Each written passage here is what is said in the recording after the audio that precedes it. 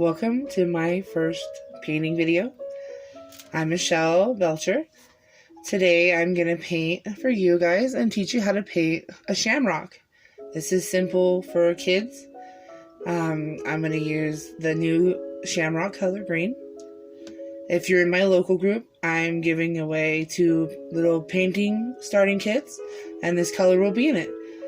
That'll be black and white as well.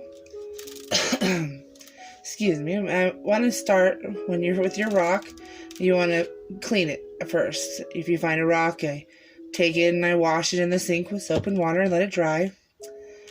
And then I want to paint it white or black. You want to paint the base color so that it's easier. Sometimes you don't have to. If you want to just leave the natural color, it would still paint on, but for something like bright, like green or bright colors, it's easier to have a base. And I feel that the paint sticks better to it that way. Like, especially if you wanted to use stickers or something. Sometimes I put stickers on for an easy project for kids or for myself. So, to get started on the Shamrock, you're going to want to have all your tools needed first. You get a cup of water, and you want to get a couple paint brushes. And I like sometimes a Sharpie, or you can use the black paint, so green and black paint. And I use a napkin so I can clean my painting brush after I change colors. And to seal it, I use Mod Podge. Sometimes I call it Mod Podge. I got the matte color. Matte means not shiny. And then if you're going to put the rock out in the, in the grass somewhere and hide it for someone to find, you want to get a spray sealant and spray it like spray paint so that it's safe for the weather. Because Mod Podge, if it gets wet, it'll melt. It'll smeary melt.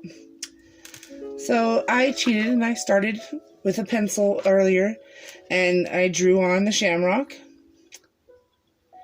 But to go over it, I'm going to go over it with a Sharpie. And it's like 3 little hearts. 4 if you want to do a lucky one for St. Patrick's Day. Hearts, it doesn't matter if it's perfect, because in nature, everything has its own shape. Everything's different. And then a little stem on the end. So 4 hearts and 2 lines at the bottom to make a stem.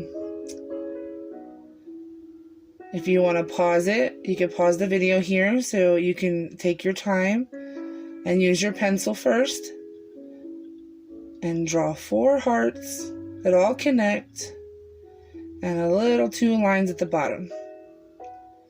And then I went over it with black marker. Or you could use black paint, and you could color it all black first, and then let it dry, and then put green, and the black will stay in the back, or be there for you, because you can tell, excuse me, I get tongue-tied. Just depends on how much green you want to put in it. So, now that I have my outline, I'm going to grab my little paintbrush. The big paintbrush would be to paint it white when you're painting the white side. And then when you're ready to paint the small spots, you got to get the tiny brush. Get your smallest brush. And then you want to grab your paint. And if you have a plate or something clean, you could put a little on here.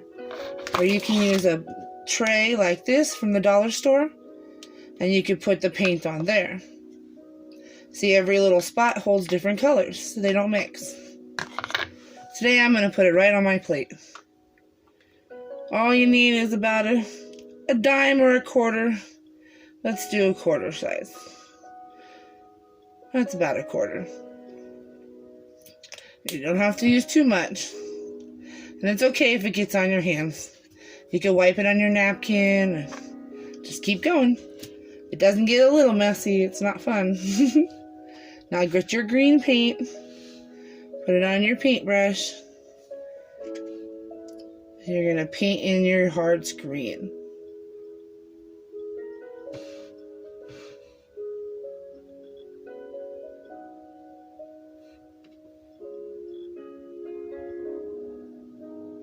If I go too fast, you can pause this video and catch up. And you can rewatch it anytime. Hope I'm not going too fast. Here goes my second heart. You see, it almost looks like the clovers now.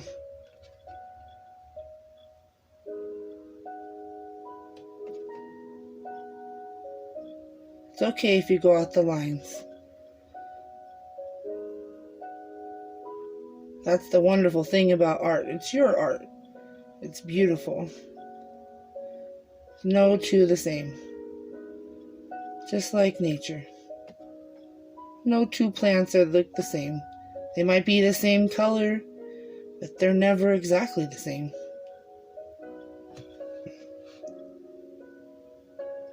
And it's okay to put a little thick. That's how I get it to kind of hide all the colors or the spots. I put extra paint. Awesome. Make sure you don't touch it so it doesn't smear. And then the bottom, carefully paint up in between the two lines. And now you have a stem.